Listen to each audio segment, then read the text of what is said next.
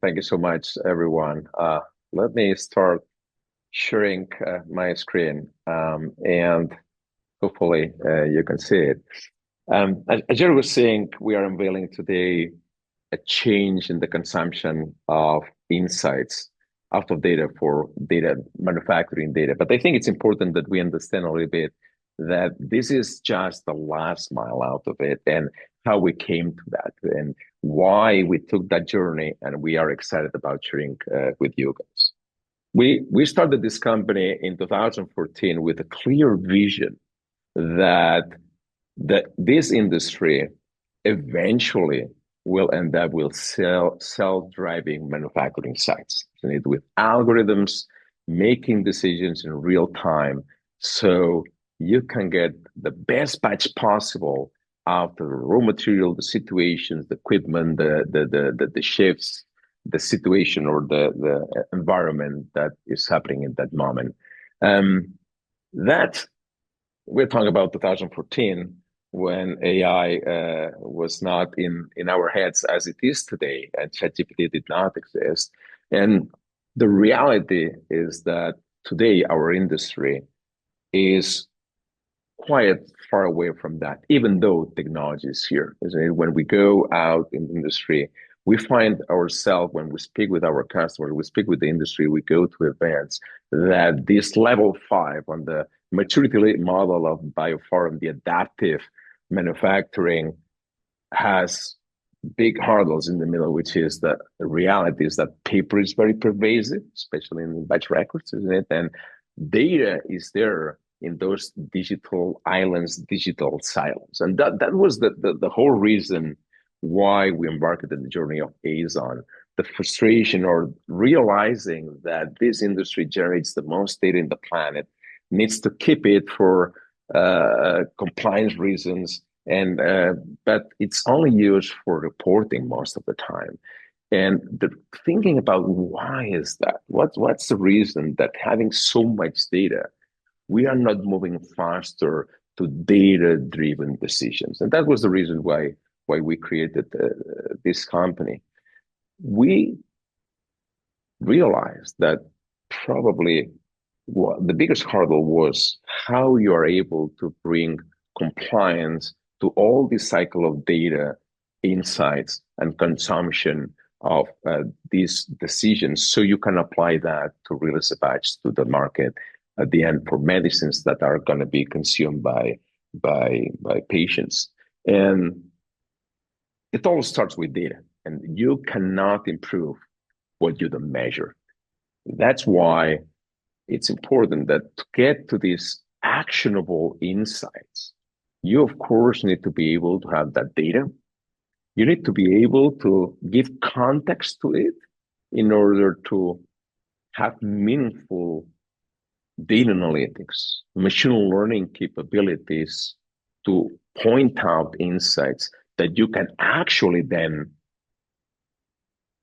put in motion in order to release a medicine to the market. Then this requirement is GXP, because you are in life sciences. You need to have not only data-driven decisions, but GXP data-driven decisions. So first step is that all those silos that your company has, validated systems and historians and LIMSs and MESs and OPC UA interfaces, you need to be able to build a data fabric of all these data at the same level with contextualization capabilities, in order then to start thinking about how I can learn from the data. Just the pure visibility in real time, just the capacity of comparing past data with current data is already a big step in better understanding your processes and seeing what's going on in order to make decisions and improve your processes. But then, on top of it, you need to apply technologies that will allow you to point out these insights. At the end, AI has been around. Probably AI is as old as I am, I would say, and it's been out there for a long time. But only recently has been so pervasive and present in the lives of everyone and ChatGPT definitely has a big part of it to realize that AI can do things. But this is just yesterday. AI has been around for a long time, and technologies, we were pitching AI in 2014, 15, 16. Technologies like machine learning, and perhaps at some point, if questions arise about machine learning and LLMs and what regulators think about it and why you can use machine learning in GXP, but you cannot use LLM, all this. But this technology has been there. Why has not been used? The reality that why it has not been used is for the same reason we were talking before, which is the compliance part of it. Anyone can get a laptop, can crunch data, can build an analytics model, and can get insights. But how do you apply that to a process that will eventually release a batch to the market? You need all this traceability, auditability, and all along those processes from data gathering to infrastructure qualification, to making sure that the life cycle of the data has all the information. Why? How was this outcome built? From which data? Which model? Which versioning? Who asked for it? When did it happen? When was it trained? Did it respond properly? All this overhead, all this envelope around the data, around the models, and around the insights are necessary to apply this technology into manufacturing. And that's the reason why right now, this has been available for a while, but right now, I would say there is the consciousness that this technology is available, but we need to always understand that we are working for life sciences. We are releasing drugs to patients. And this is when I define our company, that we are not tech people doing pharma. We are pharma people doing tech, and we started here.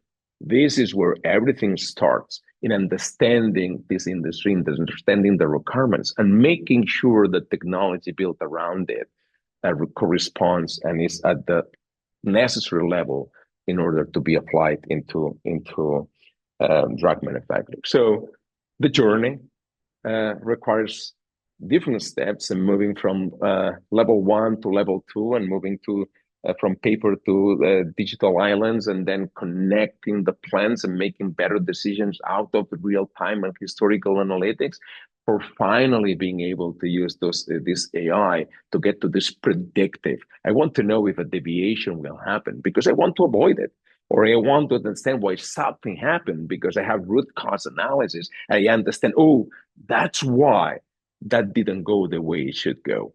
This technology is there, and also it's there in a compliant manner. But probably one of the biggest hurdles we have encountered, we've been in this business for 12 years. And definitely one of the initial conversations when you go to CMOs and CDMOs and pharma companies, and you ask, why are you not leveraging AI in your organization? One was, hey, I have my batch records in paper. How I do AI on paper?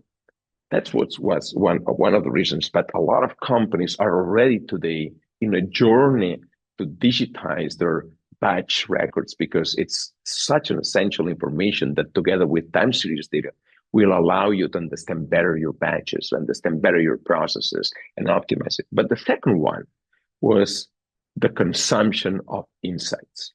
The last mile, what I call the last mile AI consumption.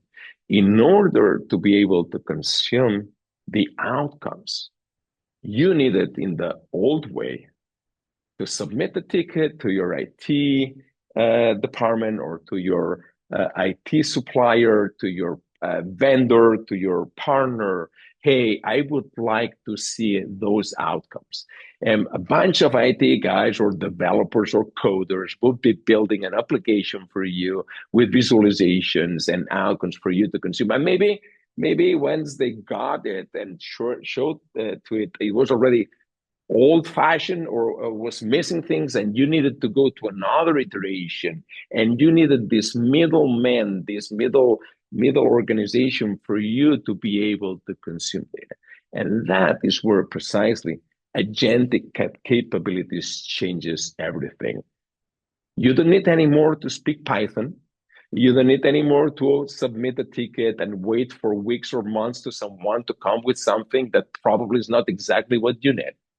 As long as you are able to explain in your own language, could be English, Spanish in my case, or whatever language that you speak, state out what do you want to know out of your data? What really do you want to see? Do you want to understand? If you are able to explain that in your own language, agentic capabilities will build for you an application that will give you the answer. And not weeks from now, no months from now, isn't it? So this is a little bit, and I will not extend more here, but I will let Tugberk to show you how this looks like, because I guess this is what you want to see, isn't it? But this is really what democratizes and enables the usage of powerful technology like AI by everyone, a process engineer, someone on the floor. Maybe you are in a meeting and you get asked, hey, which are the 15 batches that got more than 3 deviations and took more than 45 days to be released? And so you can do in real time the question. You can express in your own language what you want to say, and you will see it and you will be able to consume it, and we'll build an application for you to have that response dynamically as things happen. And this is what we are today super happy to present to you. We believe is what bridges everyone being able to speak with your data in your own language. Please, Tugberk, go ahead. Thank you, Pep. Before we start, I want to set the stage, what is going to come today and what are we going to demo. So I'm going to show you the Aizon Agentic App Studio, and it's going to be fast and it will have a lot of things happening, but this is on purpose. No, the speed of development and delivery is the key topic today. So as Jerry and Pep said previously, we have a weird problem in pharma. We generate massive amounts of data, but a simple dashboard and app to analyze it, it might take 6 months to get just a slot from the IT backlog. No? So today I'm going to show you how we can bypass that queue, and I'm going to use the Agentic Studio to act as my analyst, my developer, and we are going to build a product quality review application in about 20 minutes. So it will not involve any SQL, no tickets, just work using plain English. All right, let me share my screen. I think all you can see my screen. So welcome to the Aizon Agentic App Studio. This is where we bridge the gap between the compliance requirements and the technical execution. And to log in, simply you just use your Aizon Predict credentials and you will have all the agentic capabilities at your service, okay? Normally I would just start prompting, but an empty text could be a little bit daunting. That's why we have the prompt library. So here we already ship you the Agentic Studio with a set of library of prompts. These are battle tested, or you can create your own prompts, okay? But for today, let's build something from scratch. And I'm putting my quality manager hat. So I got my specific requirements. I'm telling to the agent, get the batches from the recipe penicillin data. And I say, I need to see process capabilities, yield trends, and I want to build a product quality review dashboard application, right? So in this case, I want to see some executive statistics, and I want to see process capability, yield trends, etc. So the agent will get into working, and you'll soon see how it works, okay? So I just tell it in plain English, and I hit enter, and it starts.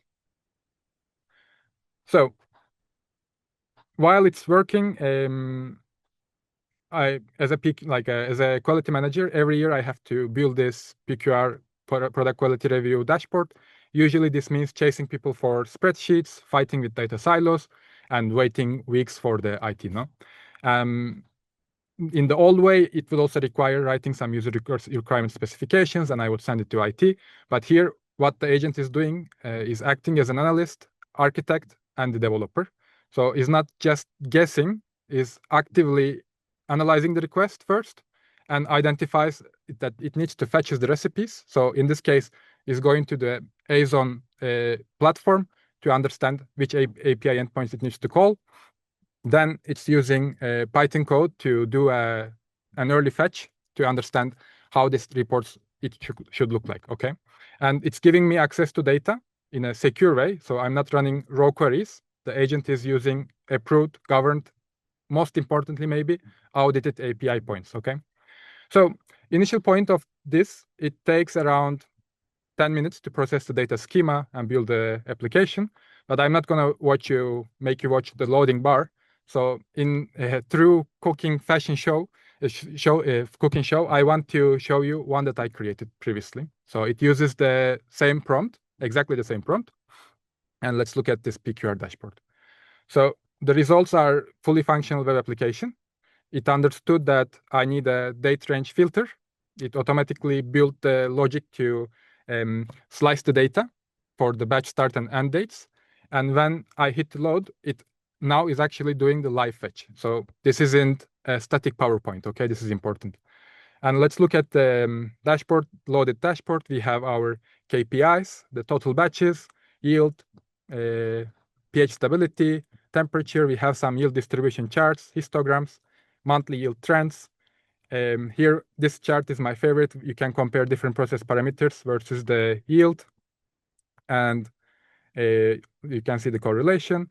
We have some prediction accuracy. I'm going a little bit fast here because I want to show you how this app looks on Aizon platform, okay? So right now in Studio, I see that the app looks correct and it satisfies my requirements. I just hit publish. And in this case, I've already published this application to make things a little bit faster. So the same application we have in Aizon platform, fully functional. Now I can share with my coworkers. I can share with my boss just to, so they can get these insights as well. And you will see that the published application and the studio, when we run the queries for the same time range, it returns exactly the same results because this is deterministic data fetching from your data sources. This could be coming from delta V, LIMS, or OPC, like time series data, okay? So we see the same KPIs. The charts, of course, look a bit better because the preview was a little bit smaller. So we can see the histogram of yield distributions. I can see monthly yield trends. Then my favorite chart, so this one I really like with the process parameters versus yield.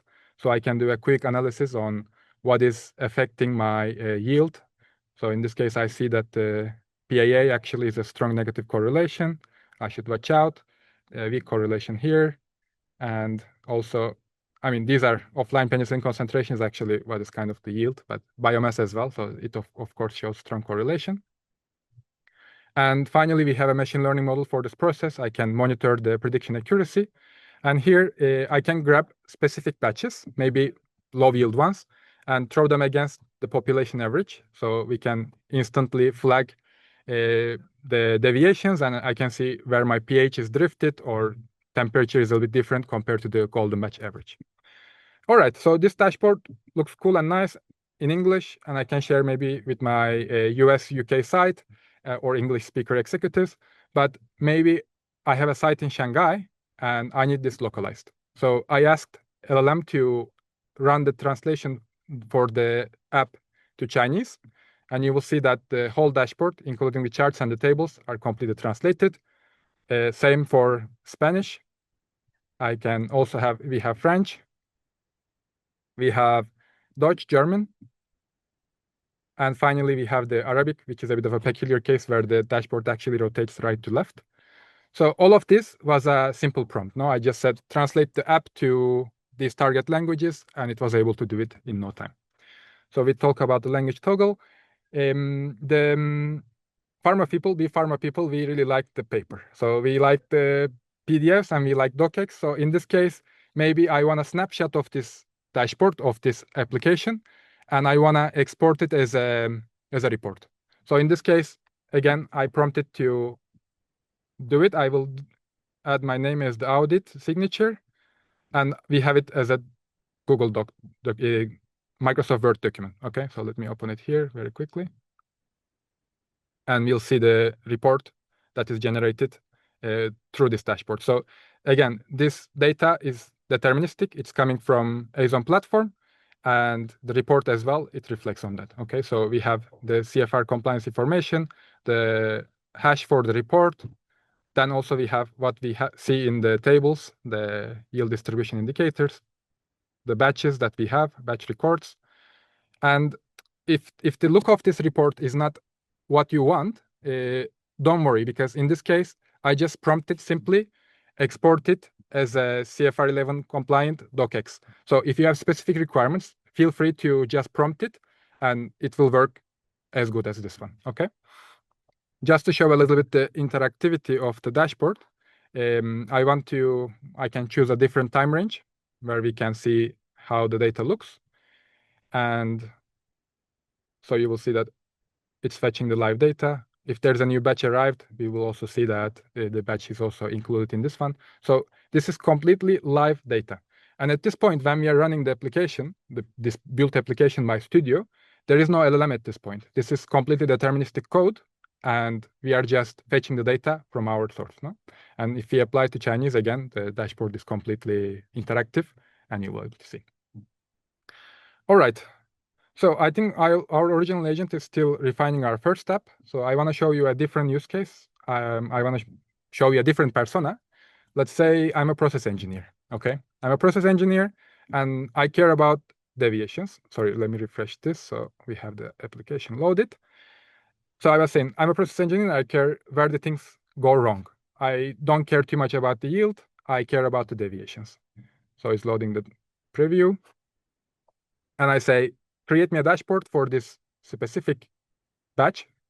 And I want to see the deviations divided by zone, so I can know where I send the maintenance. No? So I don't have to dig through 50 pages of PDF reports. Similarly, we have some KPIs here. And what I like here in this chart, in this app, is also that we have this pie chart where we can see the deviation distribution by zone, fill finish, purification, bioreactor. Then we can also see the deviations per month and not losing by zone, right? So February, for example, was a little bit of a high deviation time. Then my favorite part of this is that you can click on the zone and it will show you the individual deviations. You can filter by the time, right? And you can simply just search and understand what is going on. Let's say I like this look and feel, and again, I can publish it to Aizon platform, and it will be ready to consume. So in this case, again, I have the dashboard pre-published. Let's stay connected. No need to refresh, I think it's already loaded. Okay, so we have the dashboard. Again, it looks much better on a bigger screen. Then we can drill down to the deviations, and you will able to see the individual deviations, all right? And then, again, with the translations, I choose this time Hindi, just to show some different languages.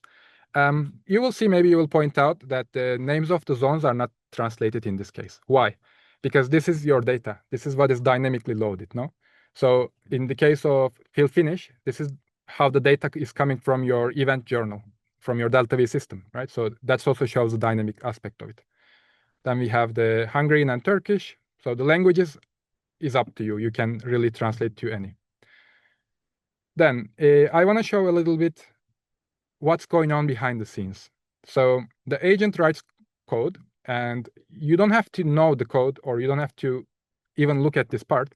But if you're a techie person or you want to understand what is going on behind the scenes, you can always go to the code tab in the studio and inspect and see actually it's making the API calls and is actually calling the necessary places. Okay. Sorry. I think it's about time that our agent that we let loose in the beginning is about to finish the creation of the app. So let's take a look. Hopefully it finished. Yes. All right. So I will approve the edits, and this is key, right? I'm the human in the loop. I need to approve the edits to actually apply and create a new version of this application. Then let's select the same time range that we did for the other dashboard, other PQR dashboard that we have. And we already see that the look and feel is slightly different because this is the LLM's non-deterministic aspect. So the look and feel will be different. But here, take a close look. Take a really close look, because two dashboards that one that we have and the one that we just created, they have exactly the same results. The total number of the batches, average yield, pH stability. I don't know if the other one has the pH stability, no. But well, all the other process parameters, all the other key KPIs, they are exactly the same. Not a single digit different, okay? Because the data that the dashboard is reading is exactly the same. The agent built different charts, different representation of the data, but this is like giving the same data to two data or business analysts and telling them to build some dashboards. And of course, they're going to look different. So because two people, it can be different looks, no? So, but here the most important thing, I'm maybe putting too much emphasis, is the same data, exact same results, okay? It looks solid, but maybe I want to add a language toggle. Sorry, language toggle, and maybe have a site in Israel, so we say translations to Hebrew. All right, this usually is relatively fast compared to the first prompt because we are asking a relatively small change on the app. So let's say we have a site in Tel Aviv, and I need this localized to Hebrew. So I'm asking it to add a language toggle and a Hebrew translation. So in this case, in many of the IT projects, this is usually where the interest dies a little bit, the internalization. A developer has to go through every single file, find every string, total batches, average yield, completed batches, and wrap them in translation tags. So this is quite tedious and boring work. I'm telling from experience. I'm a developer myself for 12 years, and this is a really boring job, I have to say. But I have some good news for you. The agent doesn't get bored. The agent doesn't get bored and it doesn't sleep, so it can continue work. Right now, what it's doing is going through the components and identifying the text, creating the translation context, and applying the dictionaries. It ensures that consistency across the whole application is solid, and I don't have to go through 50 different files to like proofread one by one, right? And right now, what you are seeing is editing the necessary places, right? So this is how it works. As I told you, this usually takes maybe, let's say, 2-3 minutes, and if it takes too long, maybe maximum 5 minutes. I think it's a good opportunity to just remind, if you have any questions, please feel free to drop on the chat, and I will try to answer all of them right after we finish with the demo. And for the ones joining, Tugberk, is they're not being shy. The questions are coming in, so keep them coming. Perfect. And maybe just a quick recap for the ones that joined. So in the beginning of the webinar, we set an agent to build a dashboard. And previously, I built another PQR dashboard with exactly the same prompt. So now we are iterating on the one that agent started building in the beginning. Okay. And then soon we can also compare a little bit again the two dashboards. And also, if we have time, maybe publish this dashboard to Aizon platform too, so we can see how it looks. Okay. All right. Hopefully, it's about to finish.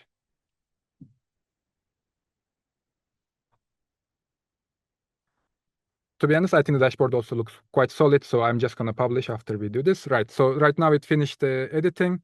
We get a small summary. Important point, I'm again approving the changes. So you see that we have the Hebrew toggle, but I want to load the same data that I had previously, and I want to make sure that the dashboard is showing the same thing with the Hebrew translation. So this is a very important step. Now we need to always look and see the changes, understand that the changes are correct, and then publish to Aizon platform. This is usually the process always with the other type of software too. I think you included December and January. Yeah, sorry. I was in still holiday times. Okay. So now January data is being loaded. It should load faster because there should be less batches. Perfect. And the Hebrew translation looks good with the general dashboard. I think I'm happy with how it looks. The localization works. I think we can all publish. Before publishing, I want to mention briefly here the versioning. So we have an internal versioning inside the studio. And if I click on the version the first version, the one that we don't have the translation, I can visualize what was there or what wasn't there before. It doesn't mean I reset back. If I just close the version, I'm back to my original version. So it's a way of visualization, no? So here I'm just hitting publish. But before I do that, I'm going to give a name. Don't worry about what it means to have an identifier code. So all our customers, they get the product training. So you will understand what are these fields and you will know what they exactly mean. This usually takes 45 seconds to 1 minute. What happens when I hit publish is that it versions it and it pushes to our GXP environment. Okay, so it freezes in time. Let me find Chrome so we can run the application. Just a second. Let me log in. Perfect. So now, after it's published, you can share the link with your coworkers, with your boss, or your operator in the line. Important point here is that they need to have access. So we have profile and policies control. To be able to see this dashboard, their profile needs to have access to it. Okay, you can see that the same dashboard that we have in the studio is now on Aizon platform, and we can load the January data. Let's also bring up our other PQR dashboard that we have. Oh, sorry, I got logged out because of inactivity. Let me log in. Let's put it side by side. Okay, this one is loading. It looks even better on the bigger screen. The preview, I think it shrinks things down a little bit, but it gives, seeing in the full screen, it gives you always better impression. All right, let's load the two. The data is being loaded here too. So just to final emphasis on this is real data coming from Aizon platform. No? So both of them, they're fetching the same data points, and we see the same visualizations. All right, I think my time is coming to an end. My coworker is pointing out that we should finish here more or less. I'm going to, just a second. So I'm going to stop sharing. And I want to do a quick recap. So we started with a blank prompt roughly 20 minutes ago. Now I have a deployed application, right? Now it's ready to use. And I know it was fast, even though I warned you. I hope you see the big potential here. We will share the recording of the webinar. But if you want a demo or you want to explore a business use case, feel free to contact my colleagues and we'll be in touch. And I think with that, we can go to the Q&A maybe. Jerry? Excellent. Thanks, Tugberk. So one of the general questions is about what are the underlying data sources in which Agentic Studio is accessing? Is it just simply predict and execute, or can it actually go after some of the other data sources within the customer data set? So let's explain the data sources a little bit. Okay. Sure. Do you want to go? No, go for it. No, at the end, the studio is built to interact with Unify and Predict. And the reason being because you need all this contextualization of very diverse data. What you definitely can do, this is not a forklift technology. Unify just is an overarching technology on top of your data. So as long as you connect any source you want from your organization, you connect this data source into Unify, and you will be able to use the Agentic Studio to do any analysis you want. So the only condition is not that your studio connects to your data, Unify connects to your data, and you use the studio. Why? Compliance, traceability, contextualization, and all these capabilities. That makes sense. But yes, your data can be used by the Agentic Studio through Unify. Great. Thanks, Pep. So another set of questions that I'm somewhat aggregating in context because it was a very similar theme is, are the outputs trustworthy? And how can we ensure the analysis is explainable to ensure that we can validate and trust the AI outputs? So again, I can give you a little more perspective. What the studio is doing is just building for you code that a human could do, and humans do errors too, isn't it? But that is embedded in all the process, the compliance process that Unify and Predict brings. You publish your application, and then it goes through the verification process where you get Rise principle, digital signature, and everything you would do with any other thing coming from anywhere else, isn't it? As Tugberk was showing, the code is auditable. The code generated by the agents is not creating data. It's not, it has the guardrails that only the API calls can be done. Data can only come from Unify and Predict, which means it's the data that you have, and it's only creating this interfacing. It's changing your natural language to specifications of building this application, but it's not messing or changing your data in the repositories. It goes through a verification process like would do any other application done by a human or a third party. And then once validated and certified, you can start using it. And it's just code that interacts and presents information coming from Unify Predict, your data sources. Pep, I'm going to say on that same theme about data, because there's a question of, obviously the data needs to be digital, but what level of data maturity do organizations need to be at to be able to leverage and take advantage of a system like this? So you can use, I think one of the typical illnesses of this industry in history is that everything goes from zero to infinite. You are still on paper and you want to go 25th century Star Trek. And the reality is that technology can be adopted step by step. This kind of technology, this is SaaS technology. You can start with connecting one line, or you maybe have some historical data. You have some spreadsheets that you want to speak with, isn't it? So there is no necessary volume of data. It needs to be digital, of course, but there is no minimum or everything everywhere needs to be connected to start creating value. It's an atomic. You can grow as you connect more data sources, and the more data sources you connect, the more valuable insights and outcomes you get. But there is not minimum threshold than one, and there is no maximum threshold. You can add as much data as you want. So then in that case, do the models get smarter over time as well because it's learning from the subset of data?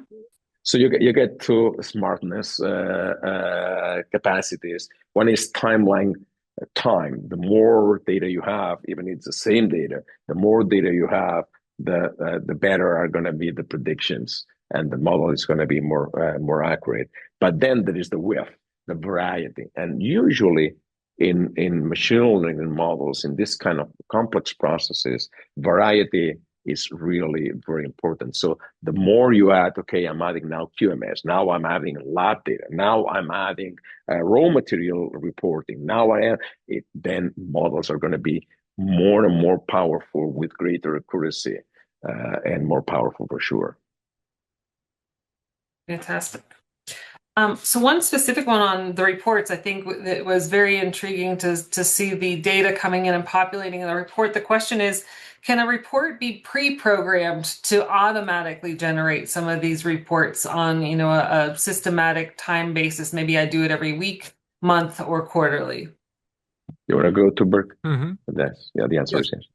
Yes, we have what we call the cron agents that can run with a time frame or with a base of trigger. For example, it can take another trigger to run this process flow and generate the reports and either send them as an email or put them somewhere in the dashboard. So it's possible, yes.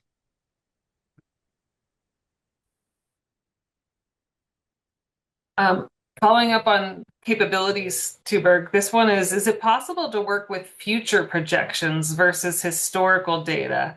Meaning completed analysis, or can I start to drive insights to trends and generate forecasts more predictably?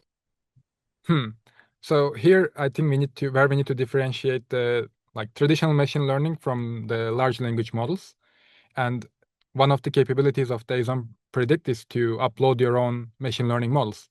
And in this case, we would recommend more deterministic in the sense that the data that is trained on your the model that is trained on your data to make the predictions, not the large language model, right? So we can have dashboards, we can have applications that are built by an LLM that is leveraging the machine learning models deployed on Aizon Predict to make these kind of predictions.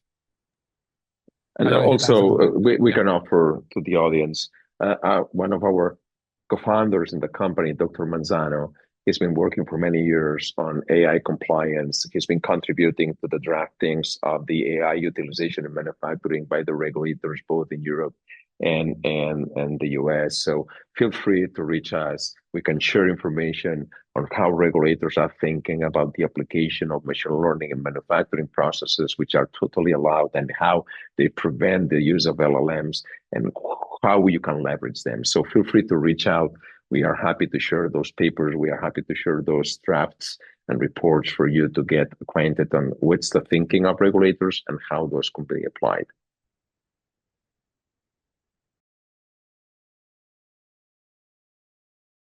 Can Agentic Studio run on-prem, or is it only on cloud?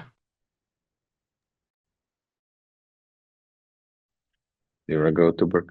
Well, we did it at the same time, so I was letting you. You're the product lead, man. Okay. You build it.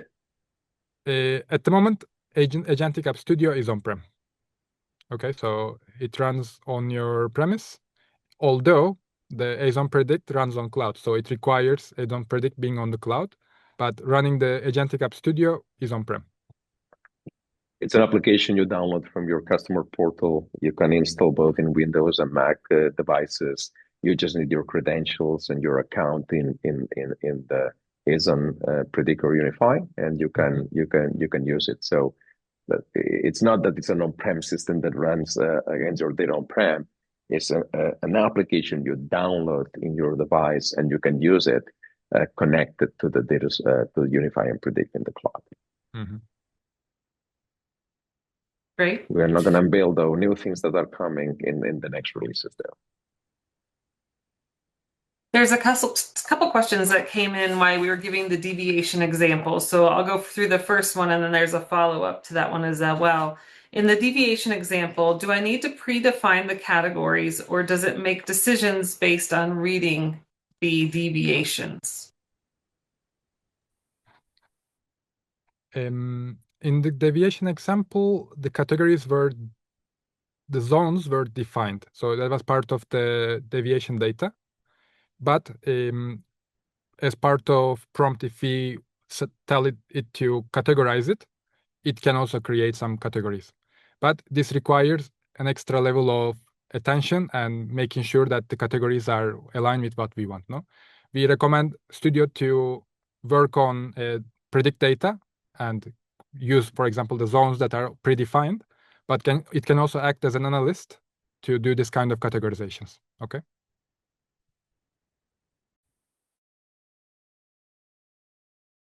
Sorry, Tugberk. The follow-up question is, then what data is really needed to support those deviations?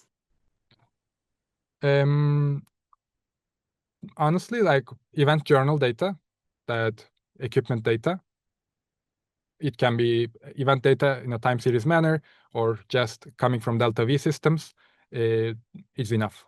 It doesn't require too much sophistication or pre-cleaning on the data itself. No, so it can work with raw data. Fantastic. And again, if there's any follow-ups to the questions that we are answering that you have dropped in the Q&A box, please write any of the follow-up questions. We're happy to address those.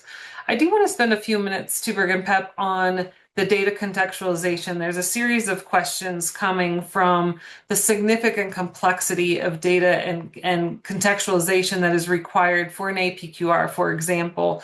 So can you go a little bit further into the metadata and the contextualization, and how the system is capable of identifying, structuring, and interpreting such contextual relationships within the data?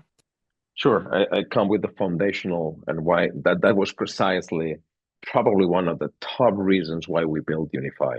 And then Tugberk, please feel free to give more detail from a technical perspective. But one of the common challenges we saw in the industry. We've been in the industry for 40 years, building technology for the industry. And one of the typical problems was, okay, I need to build the contextualization. I need to define the data. I need to structure the data before I can consume it. And that's precisely what we wanted to avoid or make it easier with Unify. So Unify can connect to your data sources, can ingest the data in whatever structure is there in a structured manner. And then Unify allows you to define contextualizations and follows the standards. These are standards that are used by the industry, of course, but you can define dynamically and virtually the contextualization of the data. The data points are and structure are available, and you can define different structures and contextualization of data. This temperature here can be set of sensors, or can be a specific fermenter here, or can be a data point for a report. Is it? So Unify allows you to build this contextualization and detect this contextualization in a dynamical and flexible manner. Once defined there, then is when Studio can use that and is able to understand the data and use it meaningfully. Mm-hmm. I think that covers all of it. But also what can be done now, I was thinking, you can build an application using Studio to help you with the contextualization. That's also a possibility to see different data sources, and it can be a tool for actually contextualizing data as well. So along those lines, and this might be a forethought question, Pep, is can we generate the outputs directly from Execute, or is Unify required? How much can we unveil, Jerry? Studio is coming for EBR too. In the next release of EBR, we are going to be also publishing a Studio agent for the intelligent batch record Execute. At this moment, Execute data goes to Unify. You can consume from Unify, but we are thinking for our customers. We have many customers that they move from paper. They have an electronic batch record. They want to be able to build reports quickly and to get insights out of the intelligent batch record. So in the next release, we are going to be bringing also Studio directly, exclusively, directly for the electronic batch record, even though today you could do it because EBR and Unify are connected and you can do that. But yes, it's coming as an exclusive client also for the electronic batch record. I found the prompt library very enticing because it even stimulates the broader use. Can we add our own prompts, which Tugberk, I know you actually went in and stated that we can use it for adding new prompts, but then how do we expose those to the user community or those specific to the user that created the prompt? Mm-hmm. So in the next release of the Studio, we are thinking about the prompt sharing as well between the organization. So you can share your prompts across different Studio users. But at the moment, the prompts are going to be local. So if you need to share, it's through chat or through other messaging. At this moment, you can share the applications as you upload those to the marketplace in Unify and Predict. And as Tugberk was saying, we will add also marketplace. We say marketplace or repository library, however you want to call it, so you can share with the authorized, because you have all the granularity of permissions, those prompts with the rest of users. Yes. Yeah, this was requested by many of the potential customers that we did the demo. So they always ask the same thing. So we added on the roadmap for the next release. On a usability question, I think this is a great question, is where do we start? What would be a very familiar use case that you would recommend for, say, a CDMO to start with? Is with the Studio. Where do you start with the Studio? What I would do, I would add a question. I don't know the answer. That's what I would do. I would just open the Studio and just ask a question. I'm in a meeting. I don't know something. I want to speak with my data. I would do a question. Show me that and get that. That's a good start. And then from there, of course, you can go to more elaborated applications specific that can bring a lot of value. But It will depend, of course, on which data do you have. Depending on the data, you will be able to get specific applications. But my first thing I did with the first release I saw of the product sitting down with the team was, I want to ask that, and got an answer. Mm-hmm. But that's a very simplistic approach. But I think this is the power. You get an insight out of gigabytes and gigabytes of data, complex machine learning models in a visual manner by asking in plain English or whatever is your language. That's the power of Studio. And I think there's room for one more question that really is a follow-on to this one, Pep, is can you describe the iterative nature of the application? Like, is it intended just to generate reports, or can I really interact with my data? And so there really is no right or wrong question. Yeah, I will let also Tugberk to continue as I start this question, Brad. One of the experiences we had probably using your ChatGPT is that when you are in the 15th question, you start drifting and drifting and drifting, and it's going farther than what you want. And we took care for that not to happen. And Tugberk will explain now how you get your application, you can iterate and do allocated, isolated questions and changing without changing all the rest. But Tugberk, please go ahead with it. Yes. I realized we didn't have time for that feature demonstration, but feel free to contact us and we can show you the full demo. There we have a surgical edit button where you can iteratively just keep editing your application, and you can select part of the app that you want to change, right? So it kind of fixes the context on this. So the changes are very precise, and the context doesn't drift. Okay. Great, thank you. For any questions that we were unable to get to, we will definitely write the answers and submit those out. There was a question if this recording will be made available. Absolutely, we will be making this available to all the participants. And we absolutely thank you once again for your time, your interactive nature. The product that you saw today is officially available. So that was also the question, is when can I get my hands on it? And it is officially available. So please reach out to Aizon. We will ensure that we get either further information to you or establish a personalized demo and get you moving on Agentic Studio. So on behalf of myself, Pep, and Tugberk, thank you so much for your time. Thank you to everyone. Thank you.